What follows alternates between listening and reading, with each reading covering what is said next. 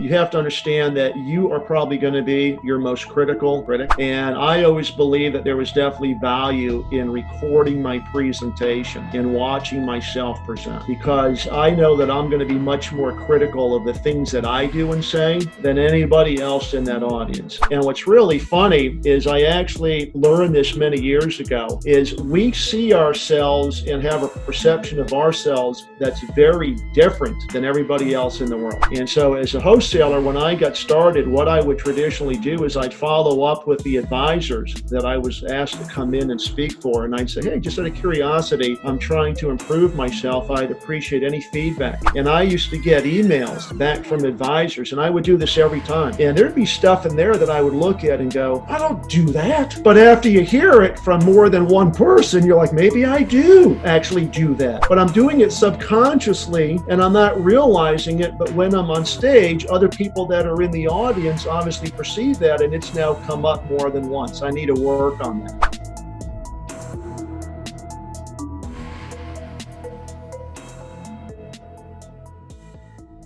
Good evening, ladies and gentlemen, and welcome to the Awesome Wholesaler Experience Podcast, where we look into the many facets of the job, the career, and the lifestyle of investment and insurance product wholesaling. I'm your host, the creator of the Awesome Wholesaler Experience, and yours truly, Awesome Mike. Hey, everyone. Welcome to the show today. I have another terrific guest for you. I think you're really going to like him. Let me give you this formal intro. Mr. Brad Blazar. He is an entrepreneur, an effective sales leader, performance coach, and the author of On the Wings of Eagles, Learning to Soar in Life. And he's also the creator and the host of the Learn to Soar Network. That's a pretty sophisticated podcast platform that he's building out, and it's pretty cool. Now, he actually created his own word. He's the founder of Beliefology. That is believing that you have the power to change your beliefs and your future. Welcome to the show, Brad. How are you? Thank you so much. I'm doing great today, Mike. You know, I could have went on for a half an hour talking about all your accreditations and claims to fame. And drum roll, please. yeah. I'm a huge fan, so I'm sure that all the guests on the show will be. And but I have a question to ask you, though. I was doing some detailed research, and my team was helping me with that. And they came to me and they said, "Hey, why in the world would you put your backside on your website?" So if you look at your website, it's behind you. You're a handsome guy. You're not that bad looking. Why did they put your backside on there? I didn't get that. It's really just, the image of being on stage, obviously talking to a crowd. Obviously I do a lot of speaking. I was actually in front of a group here yesterday in Houston, about 100 people at the University of Texas Medical Center. And we just thought it would be kind of a cool image. You got the eagles soaring. You got me kind of talking to the audience. We're actually in the process of adding some more video content to the website. Hope to kind of retool that in the next couple of weeks. So, it might change. I'm always of the belief that you got to be changing your content to constantly be adding new things to bringing people back. If you're not doing that, it just kind of gets kind of stale. And so, it's a little different than the original website we launched. And I'm sure if you come back in 3 to 6 months, it'll be a little different once again. But it was just an image that I liked, and we went with it. Yeah, it's definitely unique. I just kind of thought, it's like, well, that's a good question. Everyone else has their big cheesy smile on their and I was wondering, I was like, that's interesting. Now, that leads me to another topic. You keep talking about changing, and I have a quote for you. And if you want, you can write it down, but I'm sure you're going to remember it. And this is the quote, Brad. Being bald is great. Going bald sucks. Tell us about that. You're talking about getting the old bickaroo out and joining the club, eh? I'm thinking about it. I'm thinking about it. Yeah, I got the receding hairline, and if I turn around, I got that little shiny spot up here on the top, and so it's been on the back of my mind. It's one of those things I think that will eventually go that way. Might not go bald completely, but we'll definitely do the buzz cut. Yeah, it's a liberating thing. And absolutely. It's just one less thing you have to take care of. You look at all these people like Steve Jobs and all the guys that are bald. They're just like, look, I got so much crap in my life I got to do. It's one less thing that I got to think about. I might have some bad news for you. You still got to take care of it. You still got to comb it. Bill McGraw said when he was asked about it, he said, "Man, how do you guys know this is a solar panel for a sex machine?" Yeah, it's true. And then the last thing I'll kind of leave you with on it. It's really about control. I can remember I had like 4 hair, and they would comb them this way, that way, spin them around, and one of them fell out. And I finally said, you know what, enough's enough, and I took them down. So yeah, it was a liberating day. But I was doing some more research, and you don't really promote it too much, but you're a native Detroiter. Yes, sir. I'm in Detroit right now. This is where I know where you are. I know where you are. I'm Also, from. Mike, I am. Yeah, I'm a native Detroiter. Spent a lot of my youth up there on Lake St. Clair and driving up and down Mack Avenue and 3 Mile Island. Remember the old Boblo boat? I was talking to a guy actually last week that was in Michigan that shot a picture of the Renaissance. And I said, oh, yeah, man, I used to remember going up to Belle Isle and the Boblo boat out to the old amusement park. Yeah, no, I saw that, and I saw your post on it, and I was like, hey, wait a minute. And so it's kind of cool. Now, I always ask the guests when they come on, and a lot of them have their, I call it the Drake story. Drake's a rapper from Canada, if you don't know. And his famous line is, I started at the bottom, now I'm here. Well, tell us how it was. I mean, you grew up in Detroit, the grind, but I looked a little further, and your bottom was like the third tee box at Lockmore. You went to school in Grosse Pointe, my man. How was that coming up? Grosse Pointe was an interesting place to live if you like, wearing corduroys and penny loafers. If you ever seen the movie, Grosse Pointe Blank, I mean, it is the heart of preppy, but it was a great place to grow up as a kid. Certainly Grosse Pointe is known as a place where a lot of the executives from the auto industry live, Henry Ford. In all, but it was a great experience. I spent, I guess, what you would call my formative years there, junior high, high school, and then obviously left Michigan to go on to college while my parents stayed there for a few years.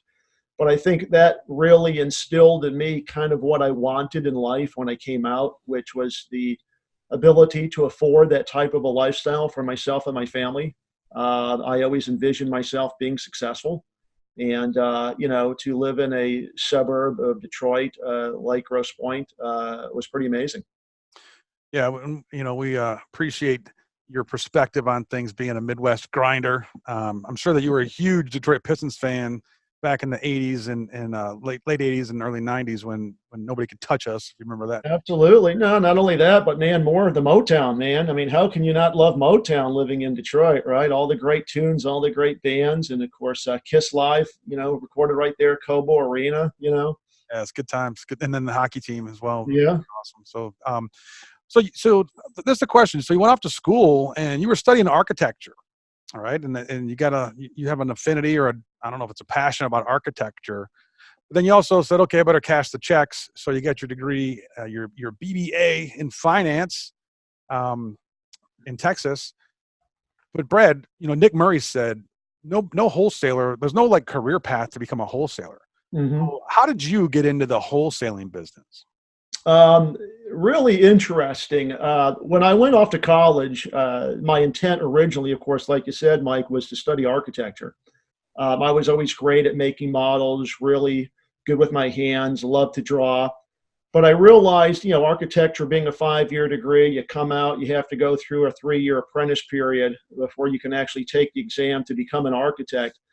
Really, my long-term vision was to use the architectural training to become a real estate developer.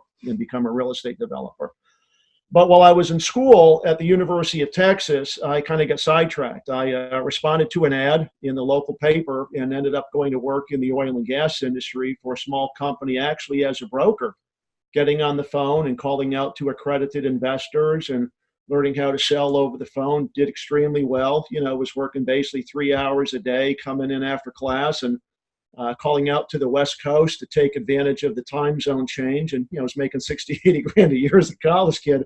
And I'm like, wow, I wonder what I could do if I actually quit going to class and started doing this full time. And so basically kind of turned my back to my education and pursued that full time. And unfortunately, the company I went to work for, the guys turned out to be crooks. I found out that they were committing fraud. One of my investors was a geologist. I actually kind of uncovered this in one of the production maps in one of the PPMs. And so I immediately resigned, of course, organized all of my investors. We filed a class action suit. We prevailed in the case, got a pretty sizable judgment. But it was really interesting because my investors then turned to me and said, well, Brad, what are you going to do now? And they didn't know how old I was, I guess. Here I am, 23 years old. And so they backed me essentially at the age of 23, and I found myself catapulted into the oil and gas industry as the CEO and founder of my own company. And so, not really knowing a lot about business other than I need some business cards and some letterhead, I kind of figured it out along the way, and I grew that company over the course of a decade to a platform that raised, millions of dollars from accredited investors with energy projects in multiple states. And then, in the late 80s, as they say, the stuff started flying through the fan, right? Tax Reform Act and, oil prices, of course, collapsed due to the pressure OPEC had. And so I went to my former wife and I said, I'm going to dissolve the company. I'm going to do it the right way. Never had to file for bankruptcy. But over the course of about a year, just kind of slowly consolidated things until the company no longer existed, and really got to a low in my life. I almost went broke. Didn't know where my next paycheck was going to come from. And, I was accustomed to making a very comfortable mid-upper six-figure income. And I'm like, who's going to pay a, late 20, 30-year-old kid that kind of money without a formal degree? And so I realized at that point in my life, I had to go back to school and complete what I had started. And so I changed majors, went back to study finance, figured, after running a business for close to a decade, I probably knew more about business than the guys teaching it at the university, and really came out with honors, and then started really studying what I would call, self-development, human potential. Started really studying people that had accomplished a lot in life. And that's really what catapulted me into the career I've been in for the last 20 years, which is wholesaling. I really looked at myself introvertedly and I said, what is the hard skill that Brad Blazar is really good at? And most people will never get to that point, Michael, where they ever figure that out, But in order to really be successful in life and understand your purpose, you really have to look introvertedly and say, what is my hard skill that people would be willing to pay me a lot of money for? And of course, I had raised, millions of dollars. I knew I could sell to executives. And so that's what catapulted me, of course, into the wholesaling industry, essentially just raising money for other people. And I've been doing that for 20 plus years, raised over $2 billion in capital. Been the national sales director for multiple firms along the way, and it's been a great career. Yeah, it's a great story. Thanks for sharing that with us. Along the way, I know that you mentioned the kind of the affinity for the finance degree, and I have in my notes here that you were a member, maybe the president of as Alpha Chi. Alpha Chi, yeah, it was the Honor Society. Yeah. Alpha Chi sorority, is that what that is? Fraternity, yep, honor fraternity. I'm kidding, buddy. Come on. I know it's not a sorority. Trying to put some light on your acclaimed accreditations. Speaking of accreditations, to have a college degree does kind of get you into the game. Most wholesalers have one. In fact, I can only think of one guy in particular that doesn't have one that I know of. But what do you think about the call it the craving or the desire for these advanced designations? Whether it's a CFP or now it's the CIMA or the AIF or the BMF. I don't know if you're a UFC fan or not, but they're fighting for the BMF belt this weekend. But what do you think about that? Are we being duped by these, the colleges that are creating these, call them accreditations, that are making us pay and, check a block so we can put some initials behind our names? I think there's certainly a place for credentials. I think certainly if you're a RIA or you work in wealth management, to have that additional, quote, level of expertise to communicate to a prospect or to a client that you've taken additional studies and that you're certified, whether it's a CFP or whether it's a CFA. There are certainly some credentials out there, as you and I know, that have much more credibility behind them than others. But I think that, if you're in the wealth management business, they're certainly worth pursuing. I know that there's been a big marketing effort, of course, by FINRA to quote, check your advisor, right? Come to broker check, make sure the guy, is not a criminal with, 30 disclosures. But I think that a lot more affluent investors today are looking for those credentials. I know a lot of guys, of course, that have come out of a legal background or that have an accounting background. They're doing the accounting work, and then they realize, well, hey, my clients are coming in and I'm taking a look at basically all of their brokerage statements. So they start working, of course, on the advisor side as well. There's been a big move in that direction, as you and I both know. Yeah. But I think if you're in the wholesaling side of the business and you're working as a wholesaler, you really don't need those. As long as you know how to sell, as long as you have good comprehension of your product and maybe your top 3 to 5 competitors so you can compare and contrast, I really see very little value in that. Certainly there are some, quote, prestigious firms that may perceive it adds value. And I would think that if you're maybe selling to the RIA market, it does. But if you're selling to the IBDs or to the banks or the wires, I would say save your money unless your employer is going to pay for it. Yeah, I appreciate your opinion on that. I look at it sometimes as an avoidance behavior because it sure is a lot easier to take an hour and review a course than it is to pick up the phone and, deal with what we deal with. Sure. So I'd like to get your opinion and other folks' opinions about the value of the designation. One thing that I had in my notes here too, when you were at Miami, you were there when Greg Louganis was there. Yes. Right. And I have my notes that you would watch Greg Louganis. It's kind of creepy, but you would watch Louganis as he was visualizing each dive prior to actually performing it. And this led to your interest in NLP or neuro-linguistic programming. Correct. Tell us a little bit about that. And am I being hypnotized right now? You are probably, but Greg is an amazing individual, and certainly to be there while he was, an Olympic gold medalist, and just watch him poolside was a thrill. I mean, here's a guy that's at the top of his game, and he would climb up the ladder to the top of the 10-meter platform, and walk out to the edge, and you could just see him stand there, close his eyes for sometimes what was 20, 30 seconds. And, in his mind, he's just visualizing every move, the pointing of the toes, the entry into the water before he actually leaps off and hurls himself, down. And it was really cool because that's what actually introduced me to NLP. And that's really when I started studying, of course, Anthony Robbins, who really wrote a lot about NLP and neuro-linguistic programming.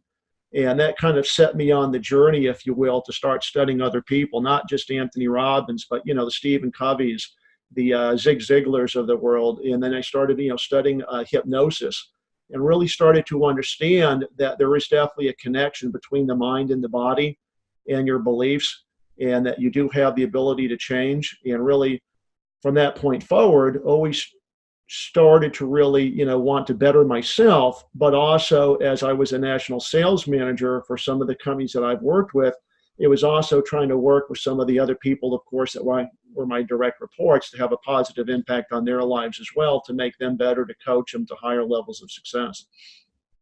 So here's what I'm envisioning, no pun intended, but here you hear the brakes, you hear the tires screeching, and the rent-a-car is cocked sideways in the parking spot, and the wholesaler jumps out because he's 5-10 minutes late, of course.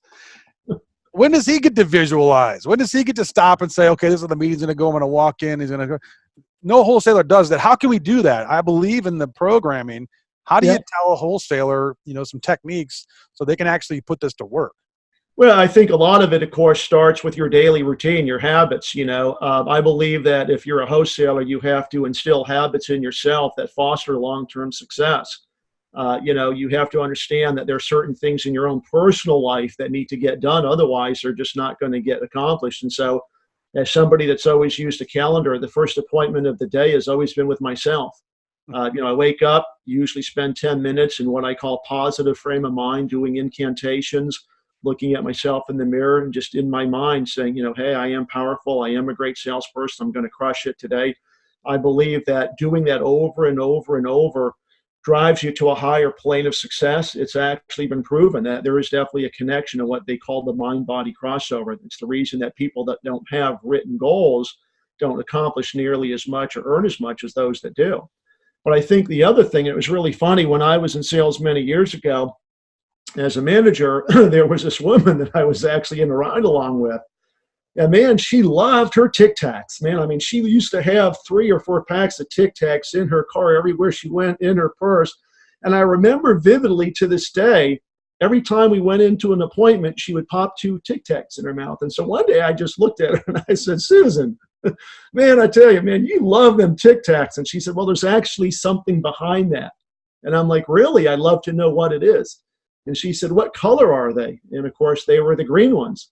And I said, they're green. She said, absolutely, man, green going in, green coming out, which was her reminder to get in the right frame of mind that she was there to close a sale and do business. And so, kind of like that pitcher that used to talk to the ball, right? The bird, right? She had her thing that triggered her every time she went off on a sales call, and it was the green Tic Tac, which was her little phrase, green going in, green coming out. And so I think as wholesalers, there are little things that we can do throughout the day rather than just parking the car, running out, grabbing your bag and zipping in. Check your tie, maybe look at yourself in the mirror, say something positive, and hopefully you've done your homework on the advisor or that office rather than just, quote, going in blindly. So you know a little bit about them and kind of their approach to managing money, or maybe you've talked to an admin or someone in the practice. Read your notes, so that when you go in, you're prepared. Because I've seen so many wholesalers, and you hear the stories all the time. They go in unprepared, they unload on the poor rep, and then the guy looks at them and says, "You don't understand our business, do you?" No, and they don't get that repeat meeting too. And Exactly. Being a broadcaster, you as well know, the more preparation you do, the better the show goes, the more that the guest knows that you're serious, that you've taken the time to invest your time into the time they spend together. A lot of wholesalers don't do that. In fact, they're not trained to do it. What they're trained to do is run faster on the treadmill. In fact, we'll get you an internal. Your internal will book your meetings. You bet. The prep is done on the phone on the way to the meeting, with the GPS in the background. So I always encourage wholesalers when I'm talking with them to think of this as a marathon. Yeah, absolutely. Walk into the meeting, book yourself some brain recovery time. I think it's hilarious when a manager expects a wholesaler to come out of a meeting, and in that 20-minute time between meetings when they're driving across town, they want them to make 3 phone calls. Can it be done? Sure. Are you effective? Are you going to be able to be good in your next meeting? And but that's a very short, a short. Yeah. I tell anybody that's in a management role, you need to be fired tomorrow if you expect your wholesalers to be making calls on the road between appointments. Number one is they're putting themselves and the others on the road at risk. Texting and driving, trying to thumb through, where's that guy's number? If you want to live a long, productive life, don't be texting and don't be making calls on the road. Pay attention to where you're going. And so I always told the people, at least that I managed, I know you may have heard it elsewhere, you've got 5 meetings today. That's all I care about. When you have your office day or when you're in your hotel room, that's when you can be calling people and leave messages. But don't put yourself and put the other people on the highway at risk by trying to make calls to people. If the phone rings and all you got to do is push a button on the steering wheel to answer it, that's certainly a little different if it's an inbound. But man, I don't want people looking down at their phones, barreling down the highway at 80 miles an hour, because I know when I was wholesaling, that's how I used to drive. Yeah, you have 4 hands, right? 2 of them are attached to your knee. Exactly. So, I'm trying to shave and drink a cup of coffee and the GPS. And then back in the day, we didn't have GPSs. You had this little thing by your buddy, Rand McNally, Yep. to figure out where you're going. Yeah, no, there is a fine art to our business in addition to the science. I often tell folks, hey, the human mind thinks linearly. Mm-hmm. 5 calls a day times 5 days a week or 4 days a week equals this much, equals that much. But things don't happen linearly. Things happen exponentially, both to the good and to the bad. So if you're not at a place to where you have enough stamina to bear those ups and downs, you just burn out. Now, you probably have seen some wholesalers, managers, maybe even financial advisors actually burn out. Oh yeah. What are some things that you've maybe seen, Brad, or like what can you tell a new guy or a guy that's been wholesaling for a company for a couple of years? What advice would you give them to avoid that kind of burnout? Well, I mean, I think that you really have to embrace the lifestyle. I think that the burnout is just the life of being on the road, living out of a suitcase, being away from your family. And I think you have to realize that, the trade-off is you're giving one of the greatest opportunities out there in sales to really make a lot of money and financially do extremely well. There are certainly wholesalers that make north of 600,000. I know some that make seven figures plus. And so there's definitely a trade-off. I think what you really have to do is kind of find that balance. My mentees, the people that I coach, I really focus on four things rather than just one. And that's really your level of fitness. So the physical side of you in terms of a dimension. The other, of course, is your mental, which is the mindset, getting into the right frame of mind and really understanding that, your brain and your mind controls your beliefs, which obviously control and drive your success. The third is the spiritual. That's your relationship, with God. And I realize there's plenty of atheists and agnostics, and if that's your choice, great. But hopefully you're taking some time to meditate and to really just kind of get into yourself and, introspectively ask questions about, what's really my purpose? What am I trying to accomplish? What are my goals? And then the last is what I call the societal or the emotional. That's relationships with other people, husband, parent, relationships in business. I believe that business is nothing more than the positive exchange of energy between two people. And so it's kind of having that balance. And I think as a wholesaler, we're always go, go, go, man. I got to have my 16 or my 20 meetings this week. And I'm waking up at 8 and I got a breakfast meeting and I got 10:30 and I'm having lunch. I tell these guys, man, especially the new boys, if you're not in the fitness center working out, you will be 20 pounds heavier in a year. Why? Because you're eating 3 meals a day. You're drinking at night. You're taking guys out to happy hour. And, you've got to have a level of fitness to be able to schlep that suitcase to the airport and to do what is demanded of us just as wholesalers. But the other side of that also is really just the personal development. Join Toastmasters, become the best wholesaler when it comes to public speaking in the region so that your reps, when they see you on stage, man, that guy, Mike, man, he crushed it. I want to have him back next month, right? I've seen so many wholesalers that get up there and I just kind of roll my eyes and I'm like, that guy is never going to get asked back to present. And it's such a sad thing because developing your public speaking skills is really not that difficult. It's just an investment of time. And more importantly, it's an investment in yourself.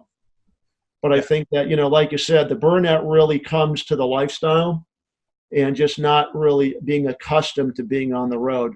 They say, if you make it 18 to 24 months, it's a career. Yeah, I agree with that. I can vividly recall being in my Buick Century and my first wholesaling job and just livid because I couldn't get the voicemail system to work and I was trying to get to that sixth meeting and I was tired. And it was really amateur hour. Sure. And when I became a student of coaching, it really helped me to think about the value of practice. And so what do you think, Brad? I mean, is doing a presentation in a meeting live, isn't that as good, if not better, than actually practicing? Or is there a value to both practicing and presenting? There's definitely value to both. You have to understand that you are probably going to be your most critical critic. And I always believe that there was definitely value in recording my presentation and watching myself present. Because I know that I'm going to be much more critical of the things that I do and say than anybody else in that audience. And what's really funny is I actually learned this many years ago, is we see ourselves and have a perception of ourselves that's very different than everybody else in the world. And so as a wholesaler, when I got started, what I would traditionally do is I'd follow up with the advisors that I was asked to come in and speak for. And I'd say, hey, just out of curiosity, I'm trying to improve myself. I'd appreciate any feedback. And I used to get emails back from advisors, and I would do this every time. And there'd be stuff in there that I would look at and go, I don't do that, But after you hear it from more than one person, you're like, maybe I do actually do that. But I'm doing it subconsciously and I'm not realizing it. But when I'm on stage, other people that are in the audience obviously perceive that, and it's now come up more than once. I need to work on that. And I think that just helps you become better at your craft. Yeah. Sorry to interrupt you, but what I've found is, sure, I'm my own best critic, but I'll let myself down. Like I'll give myself a pass. I'll say, oh, that was okay. Or maybe it's whatever. And I found that the actual best place is a peer group. Other Mm-hmm. wholesalers. In fact, I was working with a company down in Houston actually, and we used to go out to this place called the Iron Horse Ranch. Sure. And I claimed the name of this thing, and we called it Iron Night, where iron Well, sharpens iron. sure. And to present in front of your peers, especially from your own company, that Mhm. know what the basis points are, they know what the rate, where all the bodies are buried. Right. That actually to me was the most intimidating. Now there's a level of trust, Brad. There's a level of trust that you have to have with the person that you're asking to evaluate you. And I would think that, and in my experience, every financial advisor said, "Oh yeah, you were great. That was great. Thanks. What have you." And it's very difficult to find somebody that actually has enough trust, or that you do trust enough to give you that kind of honest feedback. Which is why I think like having a coach like yourself is so important, because you're going to give me the feedback. You've been in the room. You've Yep. been on the stage. So I think that's a great value of coach. Can you talk to us a little bit about your building a beast one-on-one coaching program? Yeah, absolutely. It's interesting kind of how this Build a Beast coaching program came to be. What I realized as kind of my hard skill set, once again, going back, which is obviously what took me from being in the oil business to a career in wholesaling, is over the course of my career, I've also been responsible for closing the largest transactions in the history of multiple companies. When I was at Allianz, I closed an $11 million annuity transaction. And it was the largest transaction anybody had ever closed. And I believe that record still stands today over a decade later. And then, of course, at Hartman Rate, 3 million, 4 million. When I was at SmartStop, 9 million, 7.5. I mean, I even remember a $5 million trade where the CEO didn't think it would close. I closed it anyway. He's like, no, it's not going to close, man. I just sense it. We had a conference call with the client, and they just didn't seem interested. They were disconnected. I'm like, don't poo-poo on my parade. We had a gentleman's bet, and I actually won. It was so nice to get $1 from Schwartz. But anyway, that kind of inspired me to start training other wholesalers and other salespeople on the proper mindset of how do you actually find the advisors that have the ability to do these big tickets, and then more importantly, how do you close them? But one of the things on the Build a Beast coaching program is I've always realized that there's call reluctance among salespeople. There's the fear of rejection. And one of the people that I work very closely with as a coach has actually coined a phrase for this, and he says it's what he calls prey drive. It's you have to learn how to push the buttons in the people you manage to basically inspire them to get on the phone and develop that prey drive. And prey drive, of course, is defined as the ability to see something and then optically pursue it. It's prevalent in dogs. It's prevalent, of course, in animals like lions and tigers. But, the thing about prey drive as a person that's in sales is you have to understand how to develop that so that you look forward to coming in and actually getting on the phone and making those sales calls. For some, that prey drive can be basically triggered through just competition. They're just competitive and they want to be number one, and they're going to do whatever it takes to be number one. For others, it's what I call fear of loss. You've built up this lifestyle that you don't want to lose. And so you'll do anything to make sure that you're maintaining that level of income or pursuing a higher level of income because you don't want to lose the lifestyle that you've already aspired. And then there's others that basically, you can use to develop this prey drive as well. But really the Build a Beast program focuses on multiple things. It's developing that prey drive. It's creating what I call a selling system so that you understand that you constantly have to have the source of leads. You constantly have to have these prospects. You constantly have to figure out, this is my feeder system. These are my whales. This is another group over here that I need to be dripping on. And then, of course, it's what I call providing that $1 million follow-up. Statistics have proven that it typically takes 7 to 10 touches before somebody converts from being a prospect to being a customer or client. In our business as a wholesaler, it typically takes 3 to 5 meetings or 3 to 5 touches, right? Nobody traditionally does business after the first meeting with a wholesaler. It takes multiple touches over sometimes, Why is that? months. Why does it take so I think long? it's the relationship. It's also the trust. And I think that they're just so busy in their own game of running their practice that they like it. They set it aside. You come back, in your rotation 6, 7 weeks later, whatever it is. There's been maybe a touch or two in between where your internals reached out and maybe they've gotten some content via email. But all of those things are touches. And I think that really it's building that trust, building that relationship. One of the things I coach on is how to become a person of interest. How do you use the natural law of attraction so that people are seeking you out? And it's always much easier if you're on the other end of the phone where people are calling you, say, hey, I remember we met a couple of weeks ago. I want to learn more about your coaching program, rather than having to pick up the phone, which is a heavy weight in your hand, and making all of those outbound calls. And so whenever anybody asks me what I do for a living, I don't tell them right away. I actually back away from the question and I say, Mike, if you don't mind, before I tell you what I do, let me tell you what I believe. I believe everybody in life deserves to work with a coach. I believe those that are coached will outsell, outperform, and more dramatically, out-earn their peers. I believe if you change your beliefs, you have the ability to change your future. And what's interesting is 9 out of 10 times, what is the other person thinking as you're saying this? They're saying, I believe those same things too.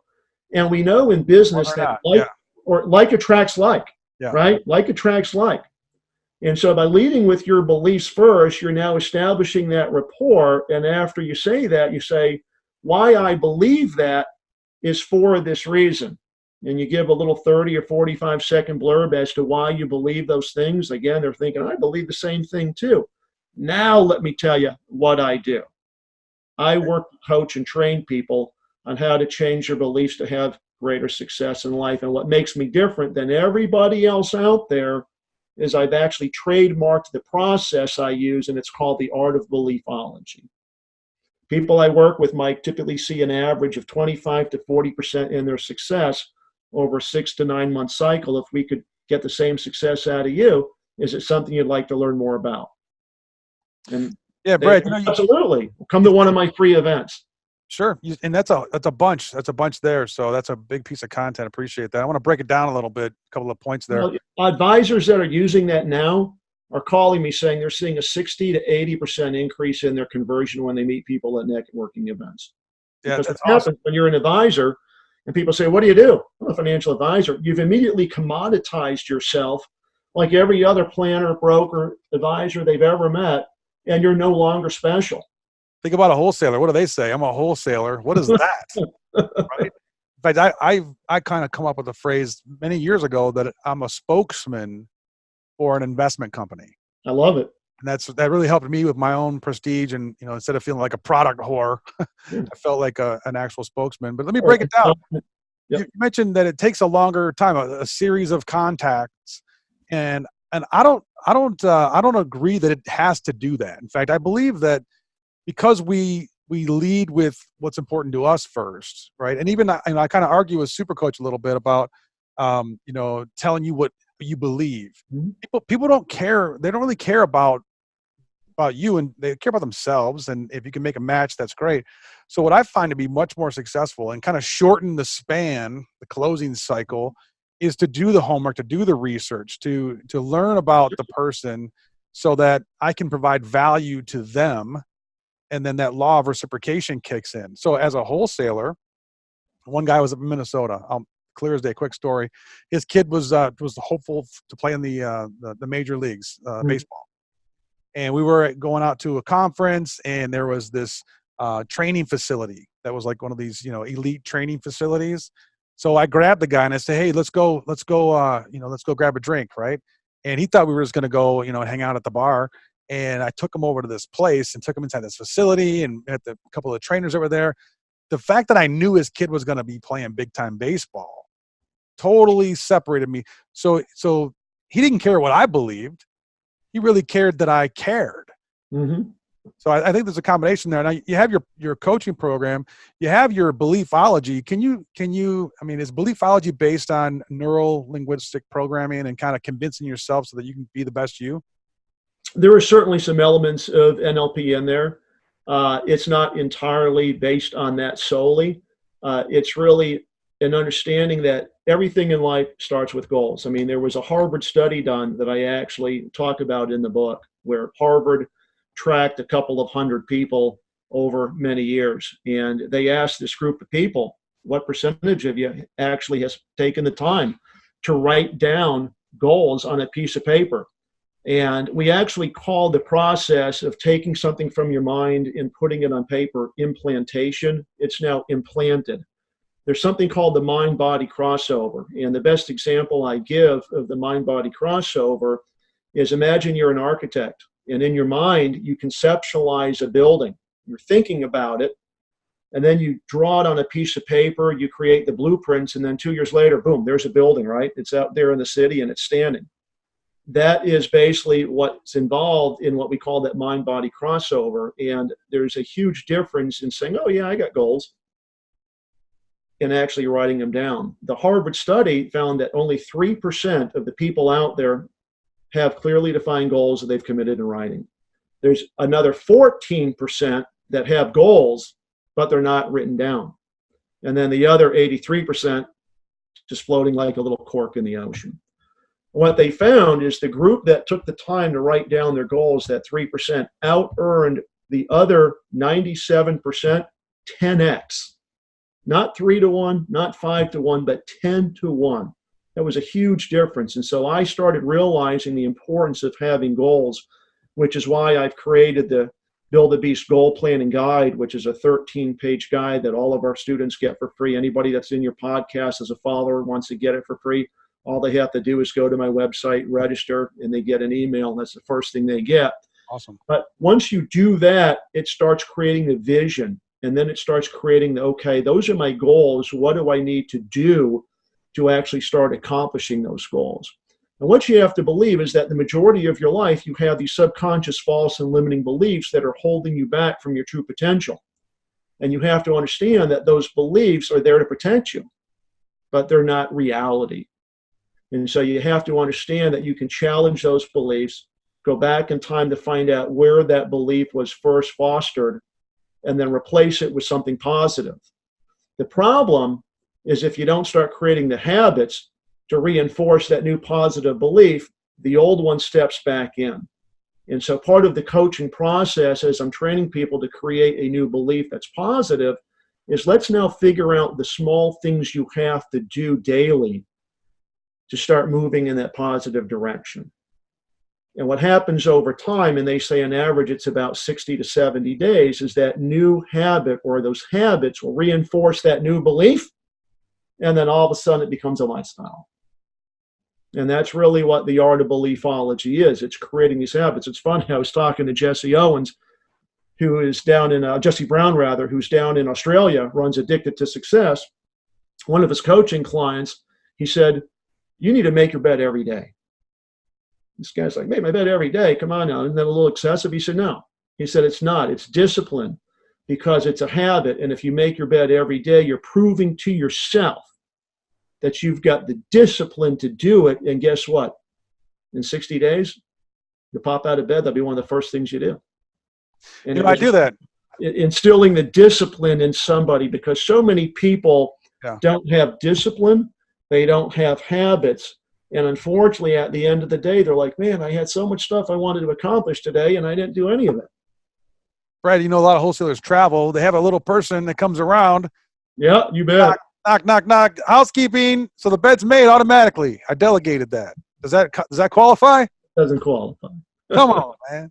I actually make my bed when I'm on the road. Yeah. You know why?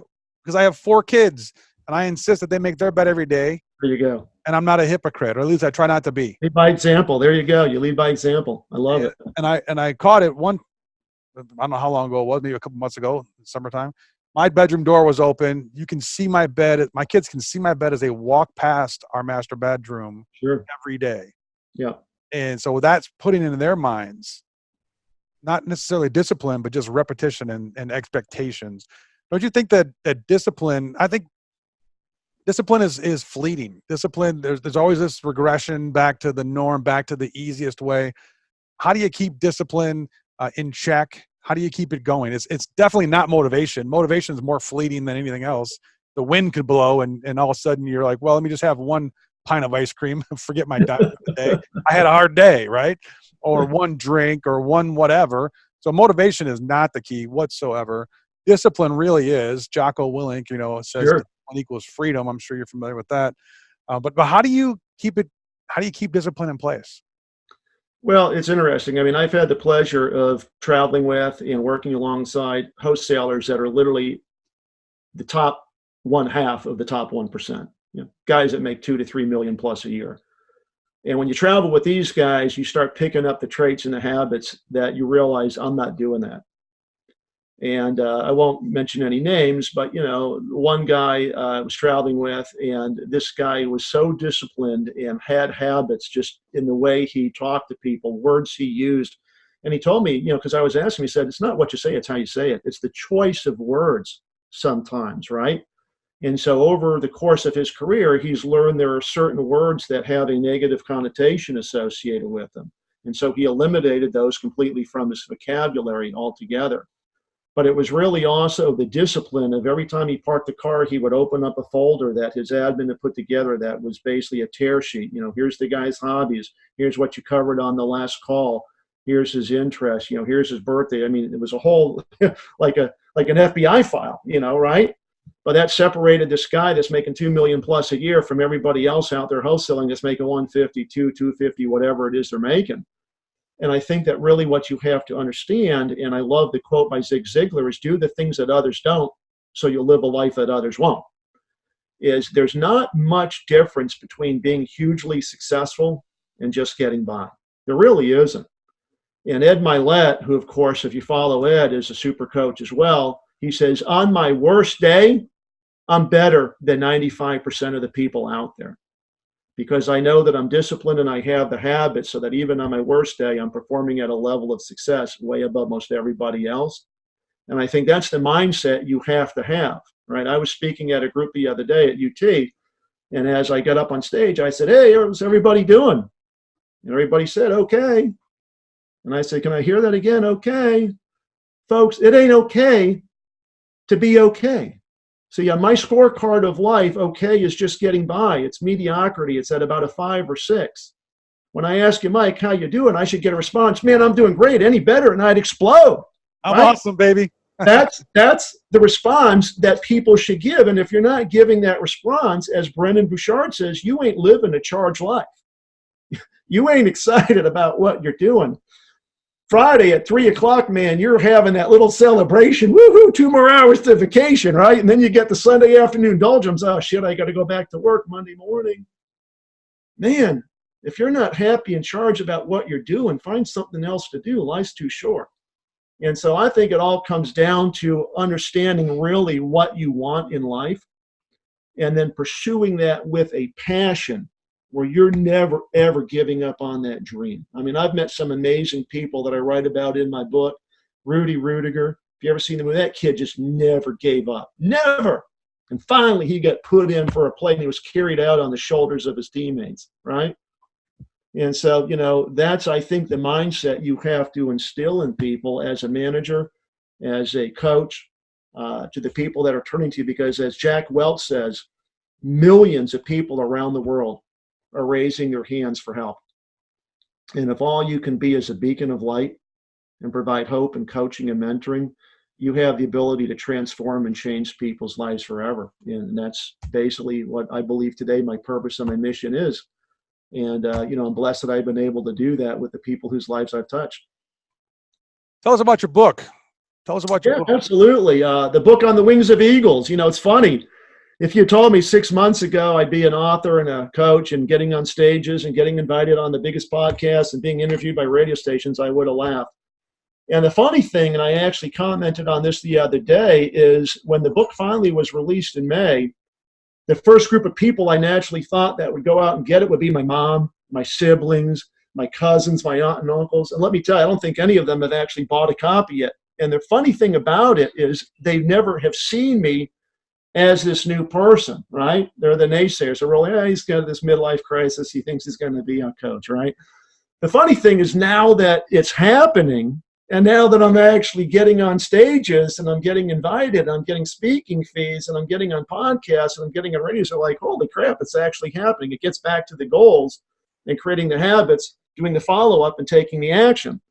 But the funny thing is, On the Wings of Eagles is really a book that establishes the concept of the art of beliefology, where I take the messages and stories of a lot of the most famous thought leaders that I've met or that I've interacted with or that I've heard from. People like Joe Namath, Fran Tarkenton, met him down in his offices in Atlanta with his son Matt, Irving Magic Johnson, George W. Bush, Kevin O'Leary, Rudy Rudiger, others in there as well. And it's really just a compilation of messages and stories on don't give up on your dreams, be totally committed. One chapter is called Commit Like a Pig. There's a big difference, of course, in the pig that gives bacon because he gets slaughtered versus the chicken that's only casually involved in the process of delivering the egg. So if you're going to commit, I tell people, commit like a pig, baby. But it's just, that framework of your life today doesn't have to be your life tomorrow. You can change it. I've changed mine. I've taken this new approach and I'm going off in this direction. And the second book, which is in the works, which will be released here probably sometime late November, December, called A Blueprint for Your Better Self, is really what I call the how to do this. It really piggybacks on the concept, and then what it does is it outlines certain things people can do in their life to actually bring about that positive change. And so if you buy into the concept, you like the message, you're becoming a follower. The second book really now is the recipe. It's how do I change my beliefs, Brad? What are the things I need to do? And it's going to lay that blueprint for you to actually go out and accomplish that. So that's really what the first one. It's funny, it came out in May, and in July, I get a call from a buddy of mine.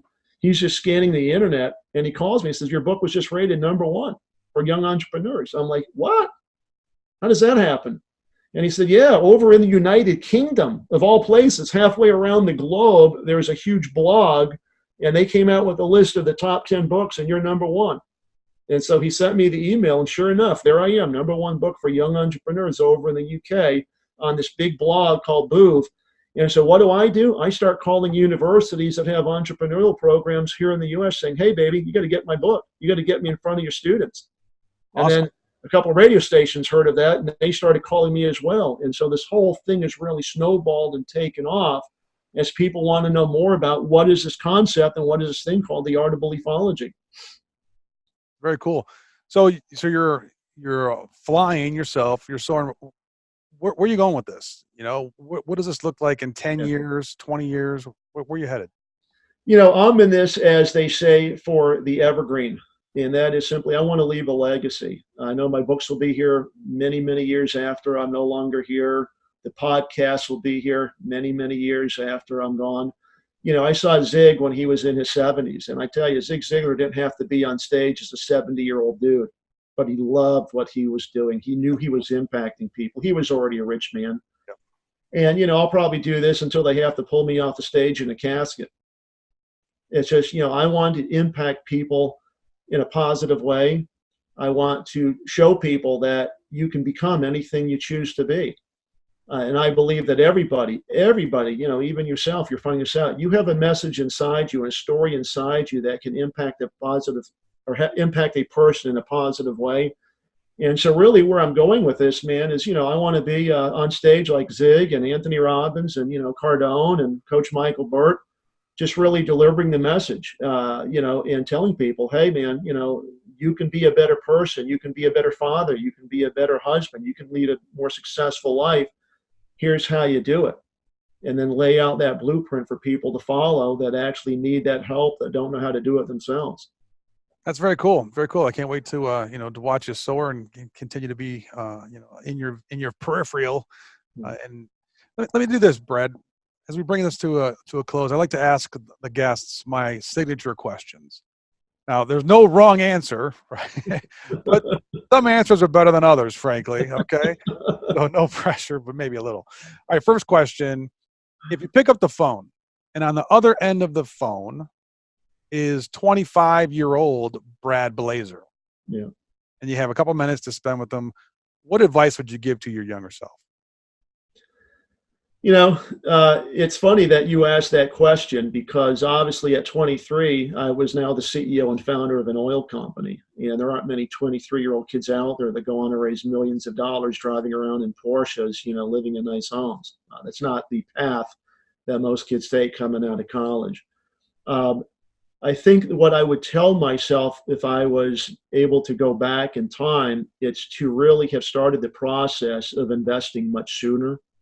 I think that that's one thing they don't teach people, unfortunately, in school. It's really the power of compound interest, and that, a dollar saved today grows to $10 tomorrow. And the ability, literally, when you come out of college, to create the mindset of pay myself first, even if it's $100 a month, that obviously over many years compounds to hundreds, if not a few $1,000,000. And the sooner you start, the wealthier and easier life will be, right?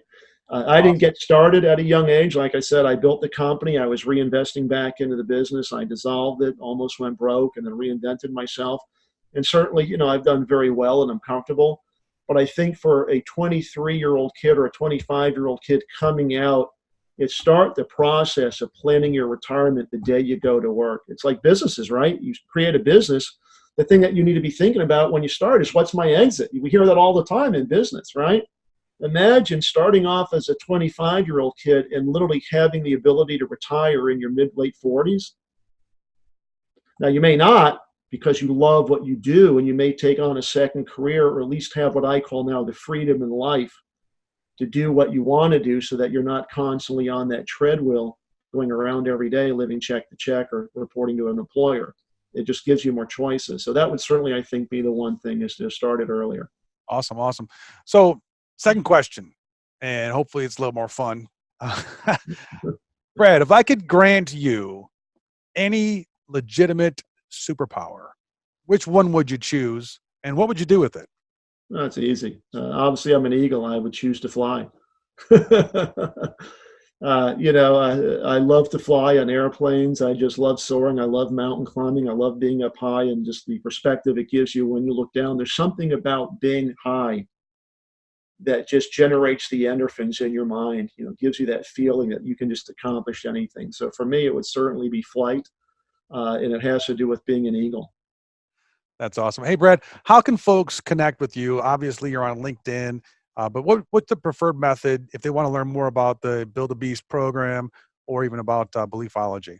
Sure. I have so many places people can turn to: Facebook, LinkedIn, the podcast, of course, Amazon. You can buy the book. What I've done actually is created just one landing page. And all you have to do is remember this one page, and it's got links to every place you need to go. It's myurls.co. So myurls.co/Brad Blazar. There's a little introductory video there that you can watch. You can watch all the podcasts. You can find me on iTunes, Spotify. You can click on the Build a Beast program. And like I said earlier, if you register to become a follower to learn more about the art of Beliefology, you will get a free copy of the Goal Planning Guide that will add clarity to your goals and start getting you on that path to reach a higher plane of success. That's awesome. We'll put that URL in the show notes for those of you that are watching on YouTube today. Hey, Brad, let me just say thanks on behalf of myself and all of the people that you're influencing and that you're going to influence. We all wish you well in your journey. And as we say on the Awesome Wholesaler Experience podcast, it is about the journey. It's about the journey. Yeah, Don't get lost. Well, sometimes what do they call it? There's something about that, about being able to get lost and enjoy yourself. But we definitely wish you well on yours.